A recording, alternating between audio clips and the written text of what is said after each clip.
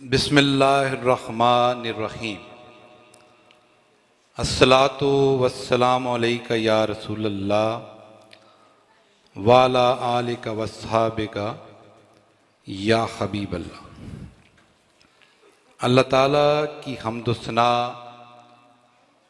और बारगाए नबी करीम हज़रत मोहम्मद मुस्तफ़ा सल्लल्लाहु अलैहि वसल्लम की ज़ात अक़दस पर दरूद व सलाम के बाद सूफियों के यहाँ मौत या इंतकाल को वसाल से ताबीर किया जाए। सूफियों का मरना इनकी ज़िंदगी की तरह ही अनोखा है। कुछ भी नहीं मरता, फूल मिट जाता है, खुशबू बाकी रह जाती है, या खुशबू हमेशा के लिए होती है। और मौत का दिन इनके लिए अपने महबूब से मुलाकात का दिन होता है। बरसी को उर्स कहते हैं। लफ्ज़ उर्स अरबी के ज़बान के अरूस से माख़ज़ है, जिसके मायनी शादी की दावत या काफ़िला के पड़ाव के होते हैं। जिस तरह शादी के दिन दूल्हा और दुल्हन का मिलन होता है, दावतें होती हैं, या काफ़िला एक मंजिल से दूसरी मंजिल तक पहुंचकर पड़ाव डालता है, इसी तरह एक सूफ़ी भी दुनिया की मंजिल से गुज़रकर आखिरत की मंजिल तक पहुंचता है। उनके खुदा से मिलने की खुशी में शादी जैसा जश्न धूमधाम से मुनक्कद किया जाता है। आज मुझे हज़ूर कलंदर बाबा औलिया रहमतुल्लाह अलैह के 44वें उर्स पाक पे जो मौजू दिया गया, रूहानी सिलसिला क्यों ज़रूरी है। अल्लाह ताला ने जब चाहा कि मेरी रबूबियत, मेरी अज़मत और मेरी खालकियत का इजहार हो, खालक के इरादे में जो कुछ था, कुन कहते ही कायदों, ज़ाब्तों और शक्ल व सूरत के साथ तख्लीक पा गया। अज़मत व रबूबियत और खालकियत के इजहार के लिए ज़रूरी है कि एक मखलूक ऐसी हो जो तख्लीक के कायनात के रमूज से वाकिफ़ हो। वाक़फ़ियत के लिए लाज़म था कि मखलूक उन सिफ़ात की हामिल हो जो कायनात की तख्लीक में काम कर रही हो।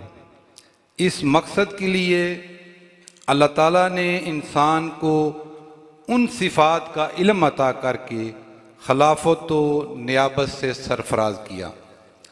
सूरत बकरा के 4 रुकू में इरशाद बारी ताला है, और जब आप सल्लल्लाहु अलैहि वसल्लम के रब ने फरिश्तों से कहा कि मैं ज़मीन में एक नायब बनाने वाला हूँ, तो उन्होंने कहा, क्या तू उसमें बनाएगा जो इसमें फसाद करेगा और खून बहाएगा? और हम तेरी तारीफ़ के साथ तुझे बेऐब कहते हैं और तेरी पाकीज़गी बयान करते हैं। फरिश्तों को अंदाज़ा था कि जिन अनासर की आदम की तख्लीक हुई, जिन से आदम की तख्लीक हुई, उन अनासर में फसाद और खून खराबा है। अल्लाह ताला ने फरिश्तों की इस बात को रद्द नहीं किया और फरमाया, जो कुछ मैं जानता हूँ वो तुम नहीं जानते। अल्लाह ताला ने आदम को नियाबत व खिलाफत के अलूम सिखाए और आदम अलैहिस्सलाम को फरिश्तों के सामने पेश किया। फरमाया, मुझे इन अस्मा के बारे में बताओ अगर तुम सच्चे हो।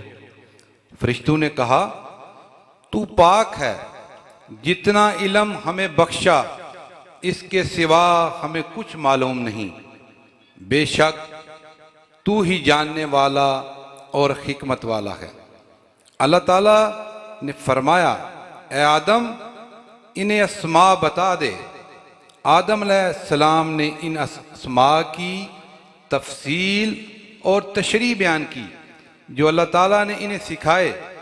अब चूंकि तमाम मखलूक़ात पर आदम की फजीलत साबित हो गई, इसलिए अल्लाह ताला ने फरिश्तों को हुक्म दिया कि आदम की हाकमियत का इकरार करें। फरिश्तों ने आदम की हाकमियत के आगे सर झुका दिया। अबलीस के गिरोह ने आदम की हाकमियत को कबूल नहीं किया और मरदूद करार पाया। अल्लाह ताला ने आदम अलैहिस्सलाम को उनके शर्फ और फजीलत के शायान शान जन्नत जैसा मस्कन अता फरमाया। इरशाद बारी ताला है, और हमने कहा कि आदम तुम और तुम्हारी बीवी जन्नत में रहो और जहां से चाहो खुश होकर खाओ, लेकिन इस दरख्त के पास न जाना वरना जालिमों में से हो जाओगे। आदम और हव्वा को जन्नत की हर शय पर पूरा पूरा तसर्रुफ हासिल था। सिर्फ एक दरख्त ऐसा था जिस पर तसर्रुफ हासिल तो था, लेकिन उस तसर्रुफ को इख्तियार करने से मना फरमा दिया। उसी पाबंदी को शैतान ने अपने मकसद के लिए इस्तेमाल किया। जब आदम अलैहिस्सलाम उस दरख्त के करीब पहुंचे तो उनके जहन में ये बात आई कि मुझसे अल्लाह की नाफरमानी हो गई। एहसास होते ही रूह पर नाफरमानी का परत यानी मादी शऊर गालब आ गया। इस तगैयर का नतीजा यह निकला कि खुशी और सुकून गायब हो गए, यकीन की जगह बेयकीनी छा गई। जन्नत की फजा नाफरमान, नाखुश और बेयकीन को कबूल नहीं करती। कुरान पाक में इरशाद है, फिर शैतान ने दोनों को बहका दिया, उस जगह से जहां वो थे उससे उनको निकलवा दिया और हमने हुक्म दिया कि उतर जाओ, तुम में से बाज के दुश्मन होंगे और तुम्हारे लिए जमीन में ठिकाना और एक वक़्त तक समाने जिंदगी है। आदम और हवा जन्नत की नूरानी फजा से निकलकर जमीन की असफल फिजा में आ गए। बावजूद इसके कि आदम और हवा ने अल्लाह की नाफरमानी की, अल्लाह ताला ने रहम फरमाया और कहा कि जन्नत तुम अब भी हासिल कर सकते हो, बशर्ते तुम अपने ऊपर से नाफरमानी का पर्दा हटा दो। इसके बावजूद कि तुम्हारी रूह और तुम्हारे अंदर मौजूद नाफरमानी का पर्द इस बात को जानता है कि मेरा वतन जन्नत है, फिर भी हम तुम में से ही ऐसे लोग भेजते रहेंगे जो तुम्हें इस बात की तरफ मतवज्जो करते रहेंगे कि तुम्हारे पास अल्लाह ताला की कितनी बड़ी नेमत है जिससे तुम महरूम होगे। आदम और हवा ने अपनी गलती को तस्लीम किया। अल्लाह ताला ने इनकी तौबा इस्तगफार को कबूल किया। मादी शऊर यानी नाफरमानी का वो पर्द जो रूह पर गालब आ गया था, सूरह यूसुफ में इसका जिक्र नफ्स अमारा के नाम से किया गया है। 13वें पारे की पहली आयत है, और मैं अपने आप को पाक नहीं कहता, बेशक नफ्स अमारा इंसान को बुराई ही सिखाता रहता है, मगर जिस पर मेरे रब ने रहम किया, बेशक मेरा रब बख्शने वाला निहायत मेहरबान है। कोई भी फर्द अपने बातन की सफाई और अपने नफ्स की कमजोरियों को अज खुद दूर नहीं कर सकता। इस कानून से किसी को इस्तिस्ना हासिल नहीं। अल्लाह ताला ने आदम अलैहिस्सलाम को तज़किया नफ्स के लिए जिक्र व फिक्र की तालीमात अता फरमाई। सूरह बकरा के 4थे रुकू में इरशाद बारी ताला है, फिर आदम ने अपने रब से कुछ कलमात सीखे तो इसकी तौबा कबूल की, बेशक वो माफ़ करने वाला और रहम करने वाला है। रसूल पाक सल्लल्लाहु अलैहि वसल्लम के बचपन का एक वाक़या भी तज़किया नफ्स की तरफ इशारा करता है। एक रोज़ दो फरिश्ते आप सल्लल्लाहु अलैहि वसल्लम के पास आए। एक फरिश्ते ने आपके पेट को सीने तक चाक कर दिया, फिर उसने सीने मुबारक से दिल निकाला और इसमें से खून की एक स्याह फुटकी निकाल कर फेंक दी। फिर दूसरे फरिश्ते ने, जिसके हाथ में चांदी की तरह पानी से भरा हुआ तश्त था, आप सल्लल्लाहु अलैहि वसल्लम के दिल को धोकर सीने में वापस रख दिया और दिल पर महर लगाकर पेट और सीना को सी दिया।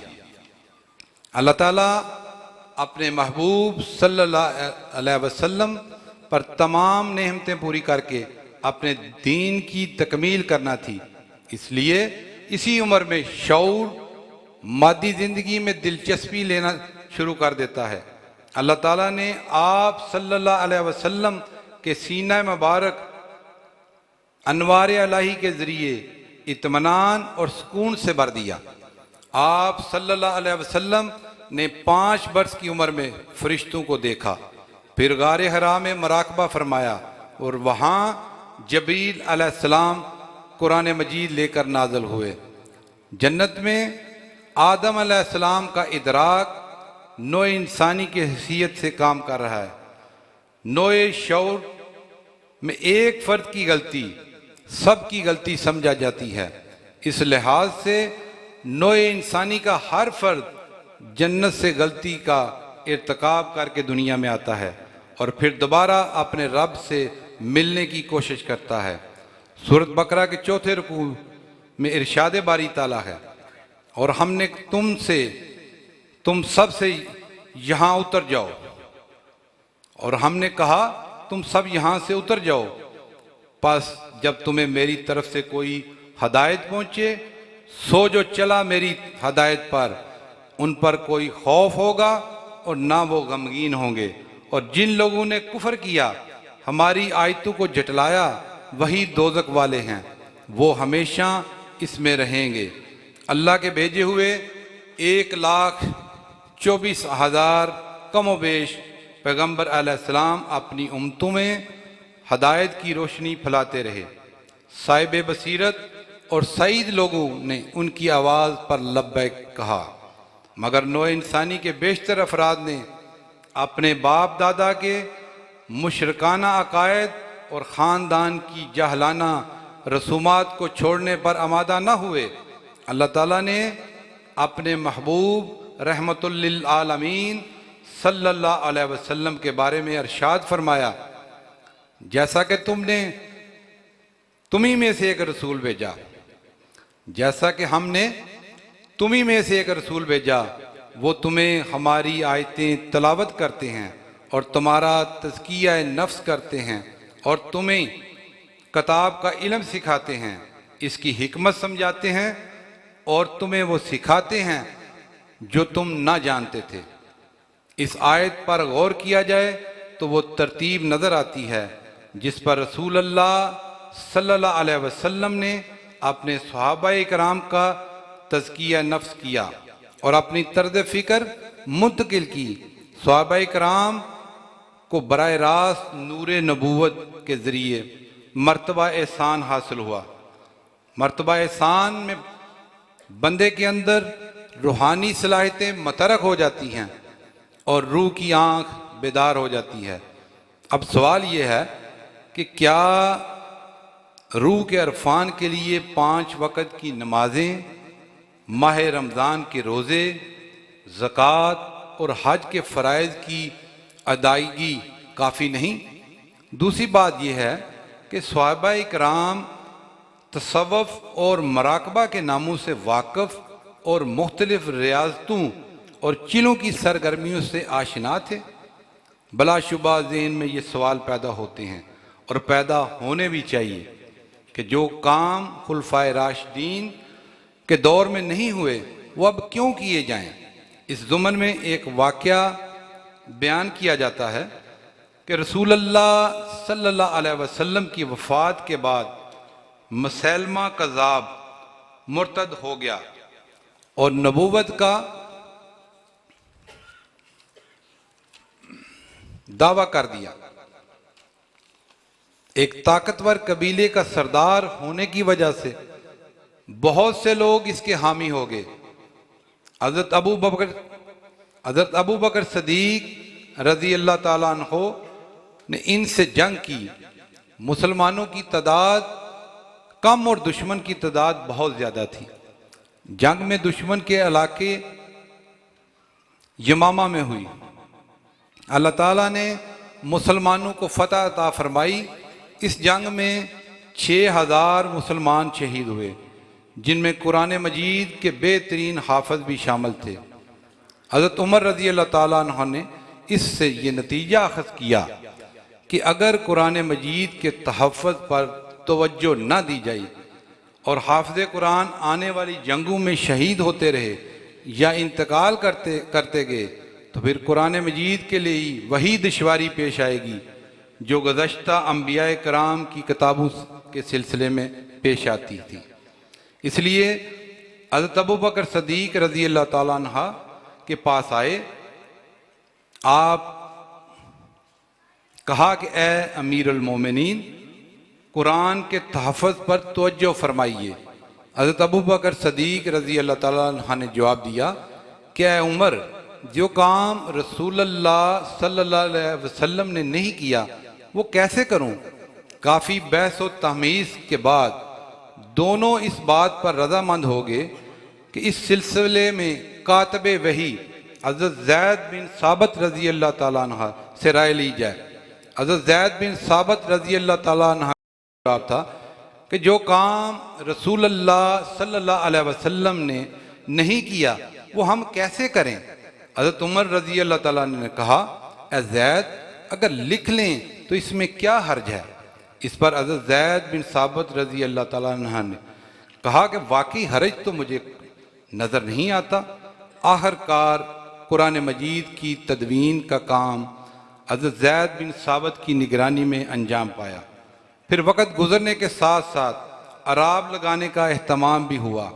शाह रफ़ीउद्दीन देलवी रहमतुल्लाह अलैह ने कुरान मजीद का पहला लफ्ज़ी तर्जमा उर्दू तर्जमा किया। शाह अब्दुल कादर रहमतुल्लाह अलैह ने बा मुहावरा उर्दू तर्जमा करके हमारी सहूलत में मज़ीद इजाफ़ा किया। आज हमारे पास कुरान मजीद किताबी शक्ल में तर्जमे के साथ मौजूद है। अगर ऐसा ना होता तो हर मुसलमान के लिए मुमकिन नहीं था कि कुरान को हिफज करता और अरबी सीख कर इसको समझने की कोशिश करता। इसी तरह रसूलुल्लाह सल्लल्लाहु अलैहि वसल्लम के अक़वाल और फरमोदात मुहद्दिसीन ने अहदीस की किताबों में जमा करके हमें मज़ीद सहूलत मुहैया की। मुर्तजमीन ने उर्दू तर्जमे कर दिए। आज से 40-50 साल पहले तक मस्जिदों के सहन में एक मिंबर हुआ करता था जिस पर चढ़कर मुअज्जिन बुलंद आवाज़ से अजान दिया करता था। आज आसानी के लिए लाउड स्पीकर इस्तेमाल किए जाते हैं। मस्जिद के सहन में मुअज्जिन का मिंबर नापैद हो गया है। खलासा ये हुआ कि वक़्त के साथ साथ कुछ काम अवाम की सहूलत और आसानी के लिए किए जाते हैं। इन्हें बिदअत समझ लेना मुनासिब नहीं। अब रही ये बात कि सहाबाए किराम ने मुराकबा क्यों नहीं किए? आपका जवाब ये है कि जब नूर अव्वल हासिल कायनात फ़हर मौजूदात रहमतुल लिल आलमीन सल्लल्लाहु अलैहि वसल्लम खुद आप बशरी रूप में उनके दरमियान मौजूद थे, इन्हें ज़िक्र फ़िक्र और मराकबों की ज़रूरत ही नहीं थी। उनकी रूहानी तशनगी रसूलुल्लाह सल्लल्लाहु अलैहि वसल्लम के मतलब गौर व फ़िक्र करने और उनके अक़वाल पर तवज्जो सर्फ करने से दूर हो जाती थी। इनके लताइफ नूर अलाई और नूर नबूवत से रंगीन थे, इसलिए इन्हें रूहानी कदरों के जायज़े लेने की ज़रूरत पेश ही नहीं आई। अलबत्ता तबा ताबीन के बाद लोगों के दिलों से कुरान पाक के अनवार और अहदीस के अनवार मदूम होने लगे। इस दौर में लोगों ने इन चीज़ों की तशनगी महसूस करके अरफान अलाई के ज़राए तलाश किए। माशाअल्लाह। महरम नहीं हूँ राज का वगर न कहता, बेहतर था कि आदम एक जर्रा रहता, जर्रा से चला चल कर अजल तक पहुंचा।